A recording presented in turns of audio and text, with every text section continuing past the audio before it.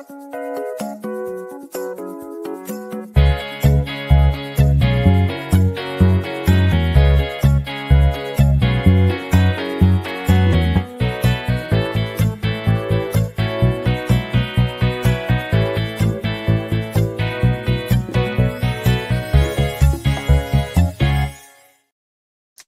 morning, everyone. It is Thursday, September 12th, 2024. It is 9 o'clock in the morning here in Tucson, Arizona, which means it's time for the Mindful Moment. I'm Dr. Jonathan Zenz. I'm the Senior Minister at Unity of Tucson. Unity of Tucson is an inclusive and loving spiritual center right here in Tucson, Arizona.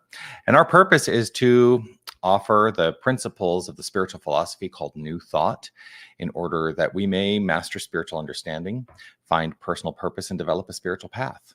And what I have found is that the incorporation of those things in my life has enhanced the quality of my life. And we're all at choice. That's one of the fundamental principles of New Thought, is that we are all at choice. So I'm just here to offer the information, and I choose to engage in this public expression of spiritual practice.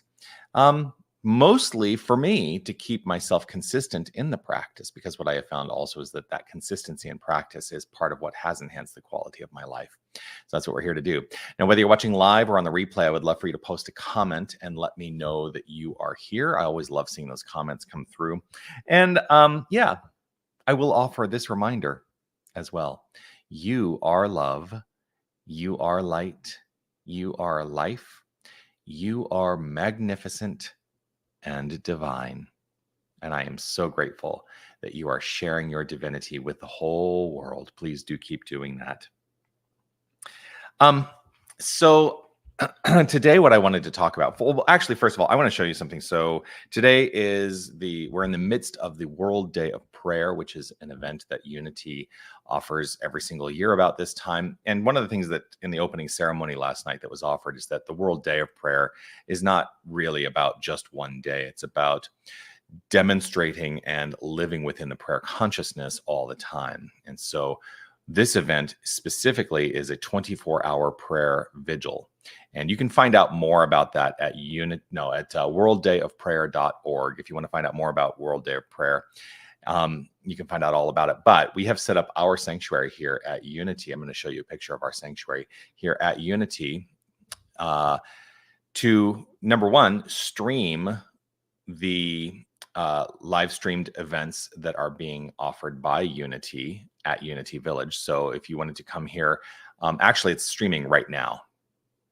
There's an event, the prayer service and panel discussion was set for 9 o'clock this morning, local time. And so it's actually happening right now. There is actually a celebration concert tonight at 5 p.m. local time. So if you wanted to come here, we will be streaming that live concert. But in between the prayer service and panel discussion and the beginning of the concert, there's going to be a prayer vigil right here in our own sanctuary. And you are welcome to come and sit in silent prayer for however long you would like. There will be prayer chaplains who will be here sitting vigil throughout the day, rotating through. And it's a beautiful experience. We've got some nice, soft music that plays in the background during all of this.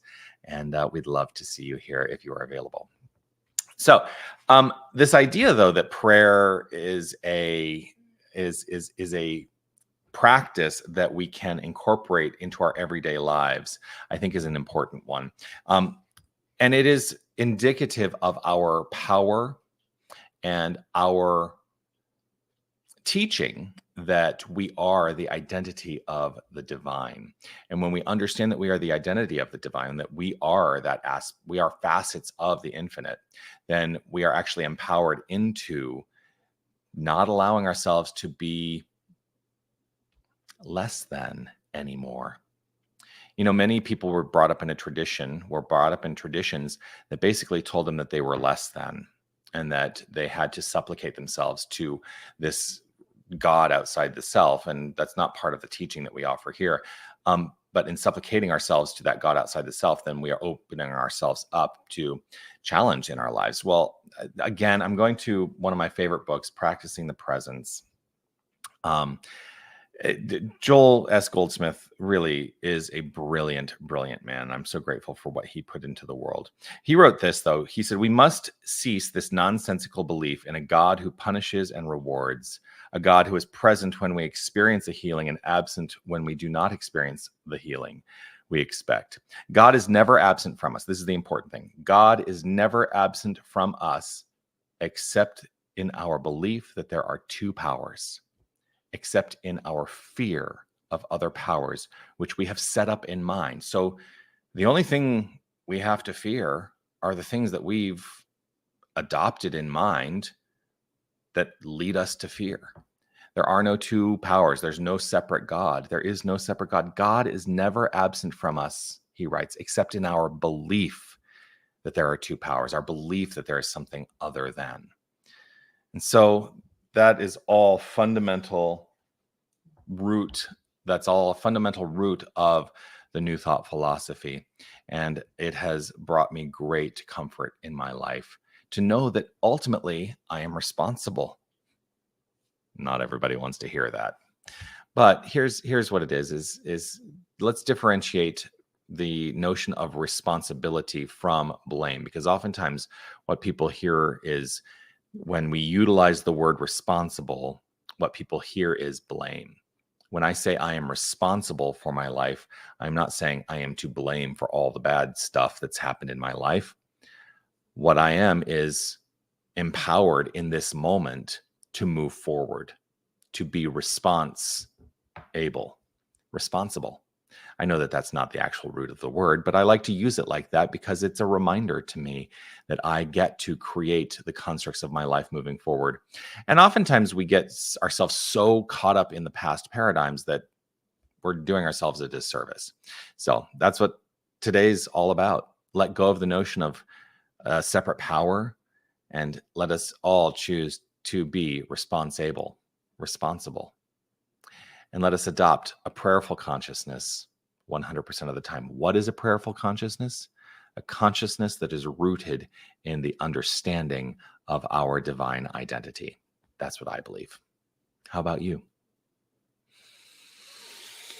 Well, with that, I invite us all to relax right where we are as we step into this practice of affirmative prayer. So if it is safe and comfortable for you to close your eyes, I invite you to do so. I choose to close my eyes as it is an invitation to me to turn the attention to the inner life.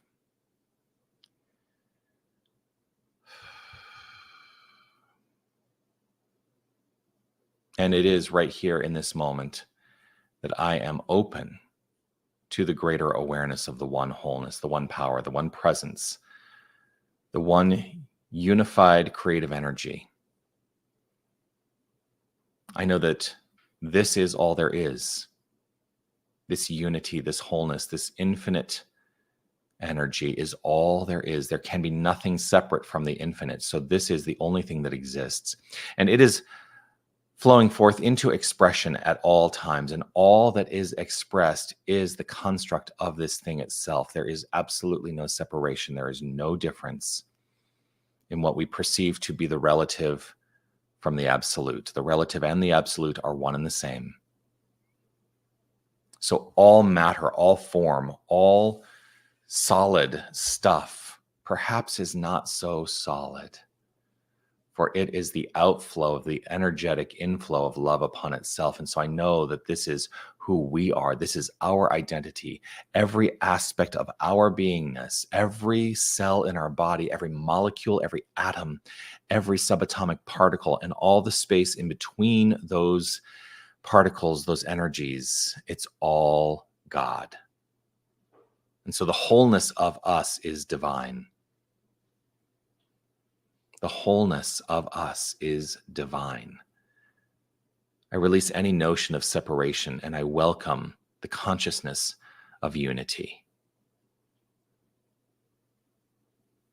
And I choose to allow this to be the premise from which everything in my life unfolds. And so I choose to allow this to be my conscious approach. Even when I am not in the formal practice of prayer, I recognize that all life is prayer. My entire active life, my expression is prayer, because everything is working together to create the quality of my life. And so I choose to be more loving, more generous, more kind, more magnificent, knowing that it is my core to be. It is my core to be magnificent. For this is the nature of all humanity. This is the nature of all humanity. And so I choose to utilize this power in a graceful way, adopting a prayerful consciousness in every aspect of being, in every aspect of expression. And it is with gratitude and appreciation overflowing from within that I simply allow the unfoldment to do its perfect work.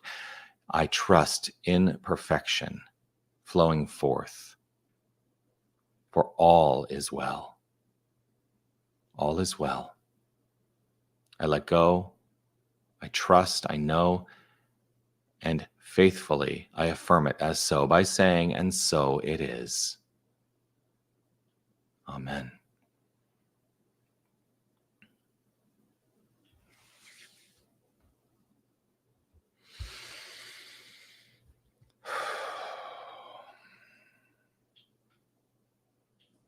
And so it is. It is a delight to share this time with you. I do look forward to seeing you again tomorrow, but not at 9 o'clock. Tomorrow's Friday, so that means at 9:30 Pacific time, 11:30 Central, I will be online with my dear friend and colleague, Reverend Steph St. Amand, and we will be engaged in what we call the rant. Radically affirmative new thought. It's a conversation that we have. It's based on the questions and ideas that you send through that you want us to talk about. So if you have a question that you'd like us, or comment, or something that you'd like us to expound upon, you can email me. My email is right there. No, right there. Backwards for me there. RevJonathan@unitytucson.com.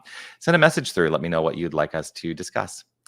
And yeah, that's it. I love you. Peace and blessings to you. Like I said, come down to Unity of Tucson if you would like to check out the World Day of Prayer and sit in vigil for a while. We would be delighted to have you. I'm going to put this picture up as I sign off. Peace and blessings, everyone. Bye.